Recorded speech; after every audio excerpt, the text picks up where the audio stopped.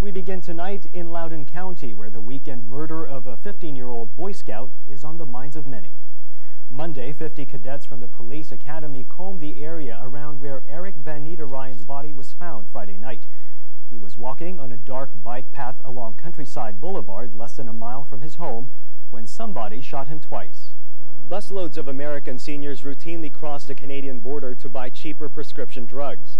In response, the U.S. Congress recently proposed legislation allowing importation of drugs from Canada and forcing companies to equalize drug prices for all their customers. This means prices in the U.S. would drop, but the cost of drugs in Canada could go up. More than 60,000 Canadians left for the United States last year, enough people to populate a small city. Skilled Canadians are heading south for lower taxes and a stronger economy. The new numbers have prompted calls for the government to stem the so-called brain drain.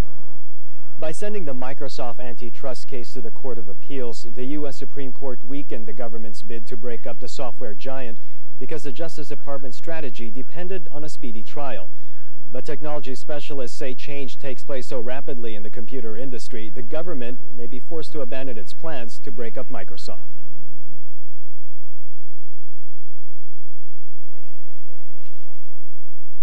With only weeks to go before the U.S. presidential election, prescription drug coverage for seniors is one issue that has voters talking.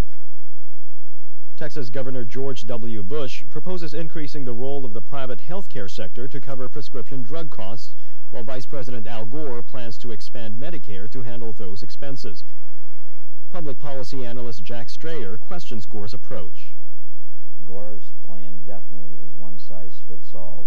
The same benefit is going to be available to Bill Gates, and it's going to be available to the people who clean Bill Gates' swimming pool.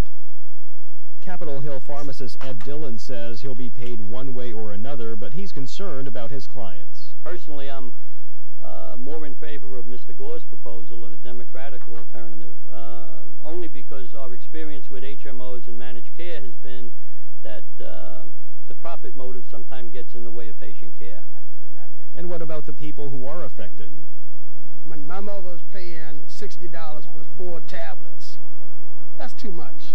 And I do think that right now there needs to be some sort of emergency thing done for people who are struggling to pay for very costly prescriptions. I think we need cheaper prescription drugs, better support program of some kind, and I don't really see that being addressed head-on by anybody. Although prescription drugs for seniors may not be on the top of the list in this campaign, this issue will have an impact on everyone.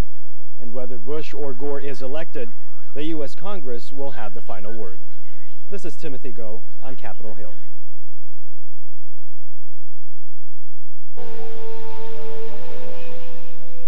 The Chinese government considers these people a threat.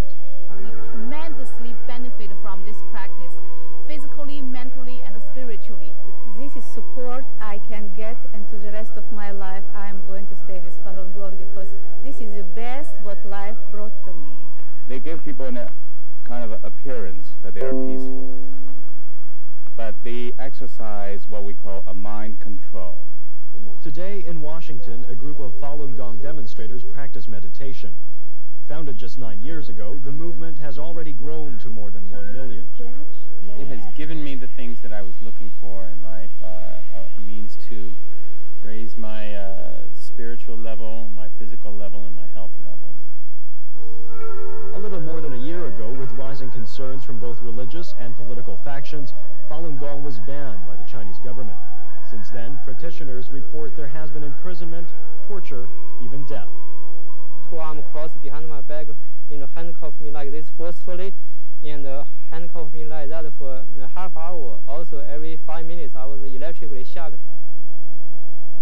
Concerned about oppression of their followers in China, Falun Gong leaders try to rally international support. So many people are practicing that. Government feel threatened by the popularity of the practice, but it is good for the people and good for the country. The Falun Gong has proved with its own action that it's a threat to China's stability. That's why its ban has enjoyed great support from the Chinese population, including the religious communities. While the Chinese government continues to oppose the Falun Gong movement, its exercises are gaining in popularity practice in small groups around the world. I'm Timothy Go in Washington.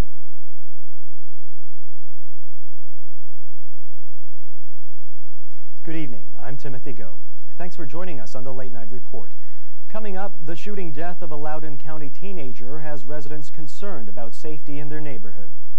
Safety issues on a local highway. Investigators say Firestone tires are to blame for this bad accident in Prince George's County.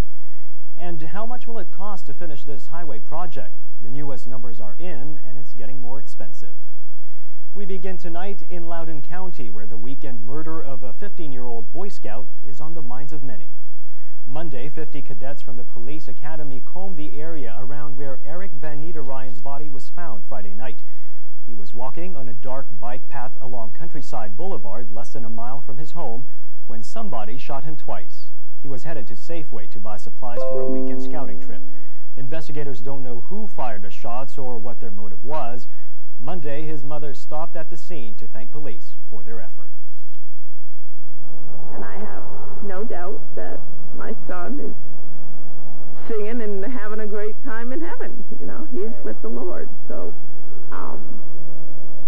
my grief is for my loss, that I don't have my baby, and for the community's loss. Friday night's fatal shooting also has neighbors rethinking the safety of their neighborhood. As Amy Hybels reports, a community which once firmly opposed the installation of streetlights may be having second thoughts. Now, there are plans to address this very issue at a neighborhood meeting scheduled for later this week. I spoke with the Homeowners Association President Bruce Tulloch, who tells me that the Countryside Proprietary Board acts on behalf of the residents, and if this is something that they want, he says this issue will be revisited. In Sterling, Amy Hybels, News Channel 8. A close call on the Prince George's County Highway. The driver of an SUV lost control, and investigators say it looks like Firestone tires are to blame.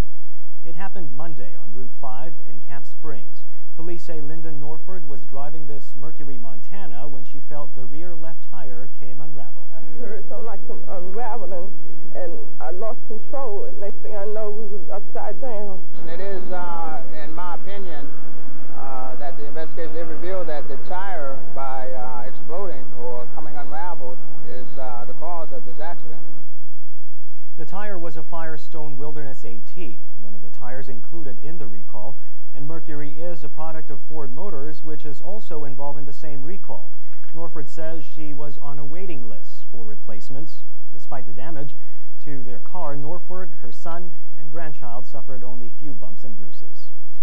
And the weather tonight calls for cloudy skies with a chance of rain, lows into mid-40s.